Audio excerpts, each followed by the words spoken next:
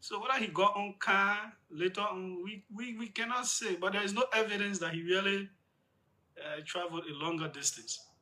Well, two things happened that really touched me. So there's this physically challenged man who said he chartered car because he knew we were going to do that work, and he wanted to see me, just to see me, to talk to me. And then when he saw the first group, he got down. He thought I was there, and then because I told you again, I was leading the group, leading the troops way ahead. We were jogging, we were running, and we were walking fast. Yeah, so then he chased us. He made someone to push his wheel, and he chased us. And, I mean, it was heart touching. He said some nice things. For those kinds of people, we will not fail. Yeah, we'll continue to try. Then there's another elderly man around Test Street who was waiting by the road. That's so money the man kept waiting because he wanted to see me. An elderly man. He just wanted to see me. Took pictures and all of that. Those things, yeah, yeah, it can be okay. For those of you who were not there, sorry, next year, try your best to join us. So am trying to see if I could talk to the Auditor General, but Auditor General Gaswai Jackson and his team were invited to Washington D.C. On December 12th. They signed a 5-year memorandum of understanding with the United States Government's Accountability Office (GAO), the gold standard of supreme audit institutions renowned for providing top-notch capacity building initiatives to SAIs globally.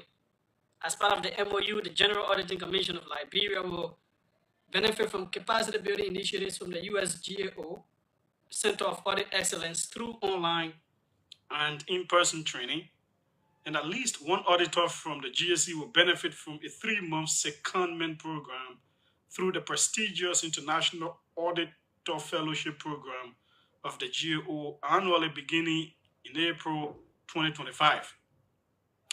And so they said, as the GSC, they like to express their thanks and appreciation to the Controller General of the United States and head of the U.S. Government's Accountability Office, Mr. Jean L. Dodaro, and his team for the recognition, collaboration, and invaluable opportunity to enhance the capacity of the staff of the GSC. Special thanks also go to the U.S. State Department and the U.S. Embassy in Liberia for their respective roles they played in validating the impact of our work, leading towards the signing of the MOU. The Auditor General and his team will also hold several other high-profile meetings with the following institutions. That's the MCC, the Millennium Challenge Corporation. Number 2, the Global Anti-Corruption Office, U.S. Department of State. The Office of Foreign Asset Control, OFAC. That's the U.S. Department of Treasury. And number 4, the Office of the Chief Financial Officer, United States Agency for International Development, USAID. So this is very good for our country. Very, very good. Senator Snow says some of us participated via Facebook and should be credited. It's called electronic participation. No, if you watch live, we cannot acknowledge you. You do not fit into it. Yeah, you do not fit into it. So that is that. It is a good thing for the GSC to collaborate with another institution. They audit the biggest auditing house in the United States. It is okay. It helps, capacity building, which is also called skill upgradation. It's very significant in all institutions. You're just in an institution and you can, that one all knowledge that you had is just it. You're not improving. You're not doing anything different. You just do the same routine things over and over. No. Sometimes you need some trainings. You need workshops. You need to interact with other entities, some of superior knowledge and standing, to be able to beef up yours. It's very good for the human being to continue learning, to continue adding to what you're doing, and it helps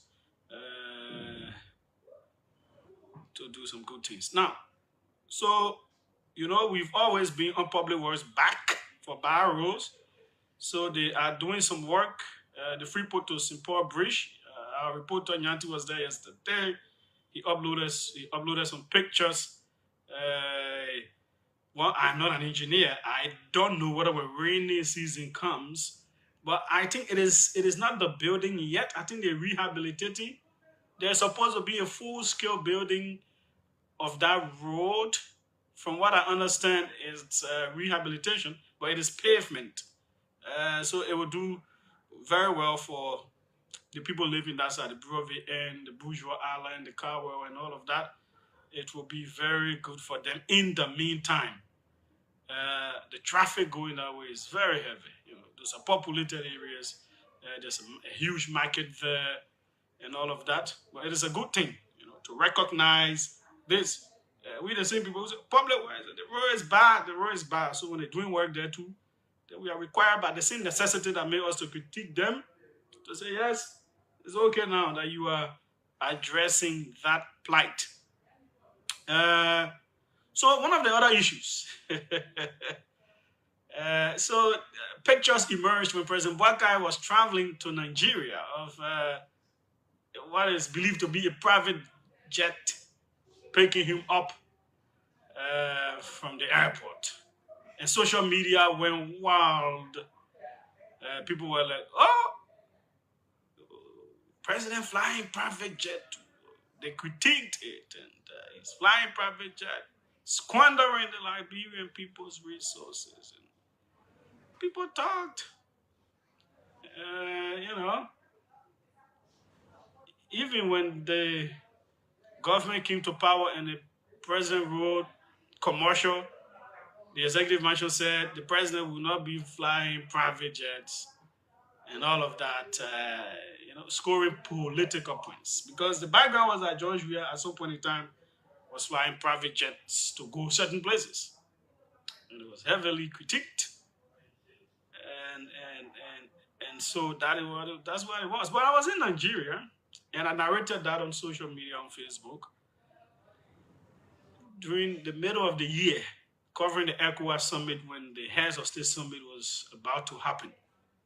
And I followed the Liberian lawmakers to go to the airport to receive President Boakai on his way from Liberia to that summit. It was his first summit. And of course, the presidential lounge is what all of the leaders that were coming in were using. So I was there. I was at the airport. I was observing everything. Where there, presidents came, including the Gambian president. Some of them came with their national carriers. Some came with private jets. They will land right at the presidential lounge, and then they do the welcome ceremony. So President Boakai came aboard a car. And because it's a commercial flight, it cannot come to the presidential lounge. It landed at the passenger terminal. Within that time, I can take my time and observe. And the Liberian officials were scampering here and there, trying to now, find a way for some cars to go for the president. And then they got the cars, all the different things will happen. It took like between 30 minutes or 1 hour. Within that time, the cars brought the president to the presidential lounge for all of the welcome festivities to take place. And there was this debate. Some people were saying, no, this is not good for the country. This is demeaning the country and all of that. And people said, no. The president will continue flying commercial and blah, blah, blah. It's okay. It's not demeaning. Some people said, I know who all said what, but I don't, their names are not important. Suppose this will be looked at. But within myself, looking at everything that happened, I knew that I did not see it possible that President Boakai would put himself through that kind of travel again. I did not believe. Because, man, sir, I would have like a J, Nobody. To travel from here to Nigeria is not far in plane. Yeah? But if you go in with commercial, because there is not a direct commercial flight between Liberia and Nigeria, not that I know of. I don't know if there is one. Let me not be definitive. I don't think I know of one that is direct. And the reason is simple.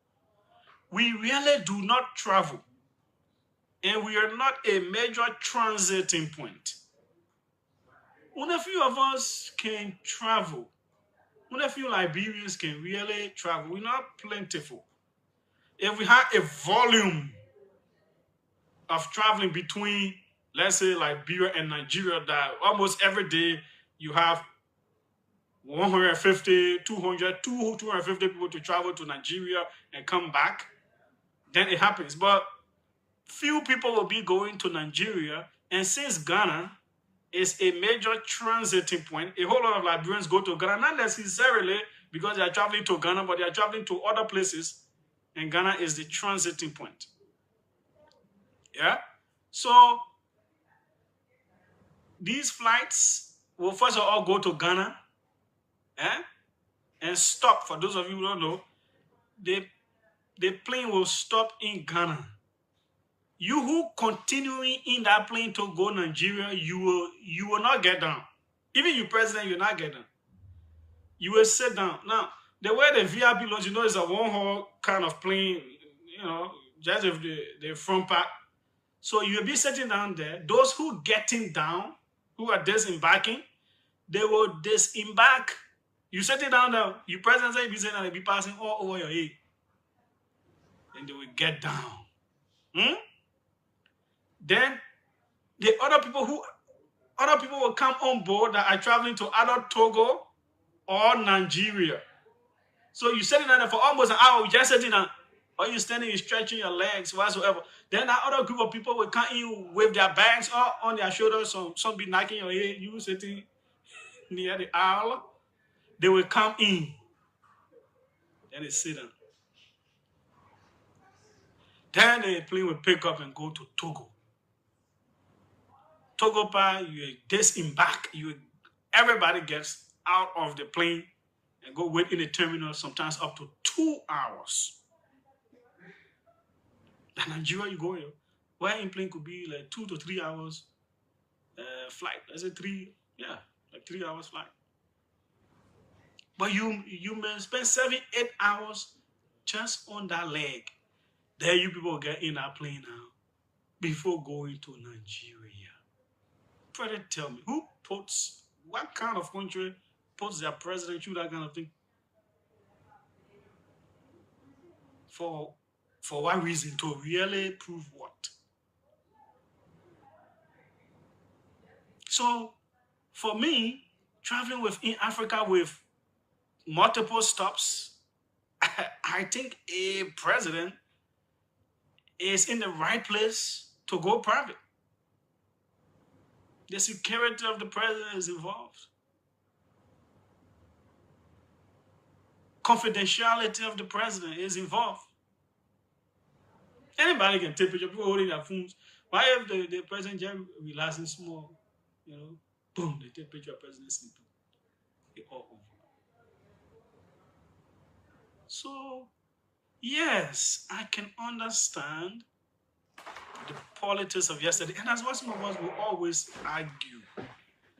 When no matter who it affects, no matter who it is, you like it, you don't like it, and I'm scared. No fear to speak truth every time, because I know at the end of the day, it will come back. It will come back. So when we're saying some of these same things yesterday, for which they put us on payrolls that they cannot find now, all these big monies we're putting on our heads, we stay here. They can't find these payrolls. But it comes back. It is a reality. Europe, it is a different case because you have a whole lot of people traveling every time. So a president could learn in Brussels and going to America and just get on another flight straight. But within this Africa here, to travel within this place is tough. So a country should be able to afford for the safety of its president, for confidentiality of its president, and for all of that. So the politics should have somewhere to stop. I know those who are critiquing it because they are supporters of the former government. They are justified in their anger and in their critique, but there has to be a stopping point. It can't continue going. And my advice to all of you in your politics: know what to say when you're in opposition. Hey, yeah. Know what to say. When you stay on the key issues, it is better. Because these things will come back. You don't know when your government will come to power. Eh? See the president's age and all that kind of thing. And I saw people say, hey, president will continue. I am looking at people and say, yeah, people can be lying and fooling themselves here. Yeah? You put that elderly man through that tough commercial. Even we, the young, fit people, it can be tiring. You know what I mean? Playing Peking. Oh, then Eleni, boom, Ghana. You go through that experience. Then you gotta pick up from Ghana again. You go through the experience of picking up and landing in Togo. You go through it. Then you gotta go through the experience of picking up. What kind of thing is that? You don't know it can be tiring. Just picking up. You go to food. Then you land again. Then you pick up. That kind of experience why your heart can be beating. So no, it should not be a problem. It really was not a problem yesterday. It was politicized, I understand, but it really shouldn't be. Presidents are the people that all of us decide, say, you are the first among us. Those officers deserve respect. No matter who is there. Yeah, so that perhaps you knew somebody or you could easily insult somebody or blah, blah, blah, and those things happened. It really doesn't mean we should always be denigrating of our presidency and for some of us we remain consistent. We made these arguments before and we'll make them again. So within the sub-region, with multiple travels or multiple stopping points, let's get used to the fact that if we put you that are listening to me there, you became president, you have to no matter who, even the most frugal of politicians, the most frugal is the big word for stingy, so that it is euphemistic, so that it doesn't sound bad. But you put the frugal, stingy politicians, you made them president. You just cannot. Yeah, you can keep doing that. It's not okay. First of all, most of the people on the planet may not even know that country president. They could be passing with their bag, hate president.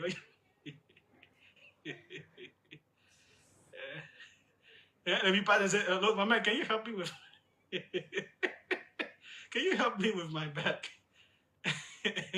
Yeah? Yeah, man.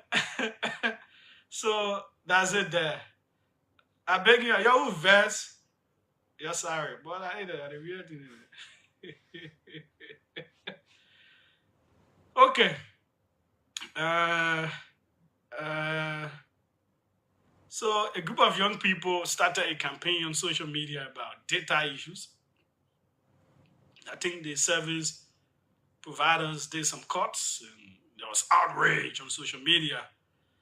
And the government has been trying to grapple with the whole incident.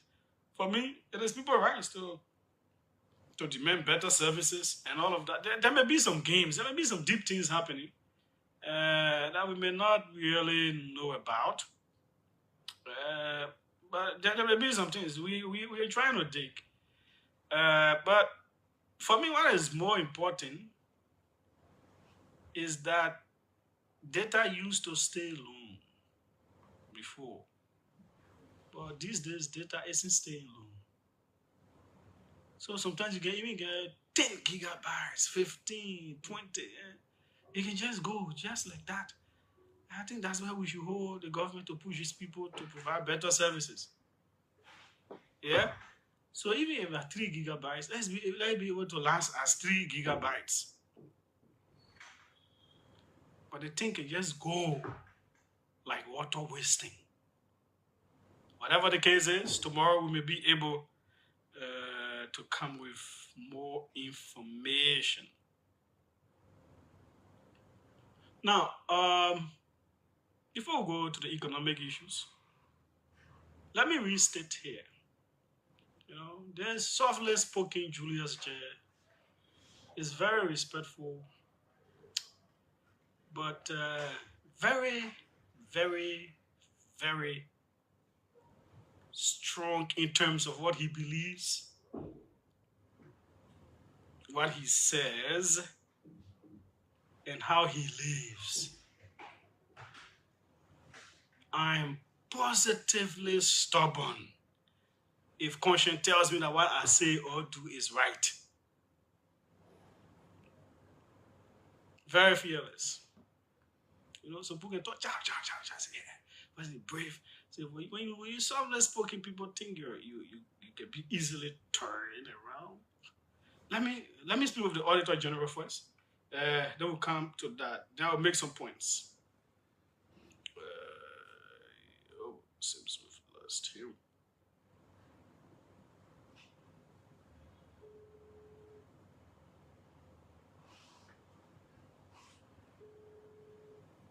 Okay. Sorry, we're trying to get the Auditor General now. He was calling first. We missed him. We cannot get him. Okay. So, on Thursday, there was an incident here. Somebody say it is threat. Somebody say it is not threat. Whether it is threat, it is not threat. I am really fearless about it.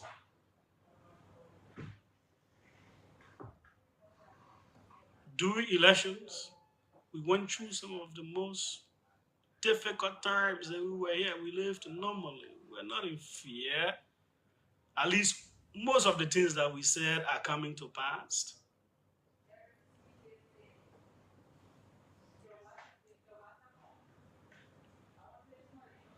I don't know what's happening. To connect him is the problem. There seems to be some network challenges.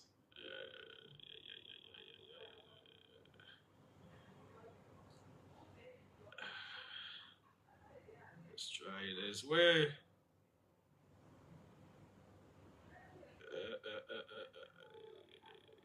Okay, let's try once more.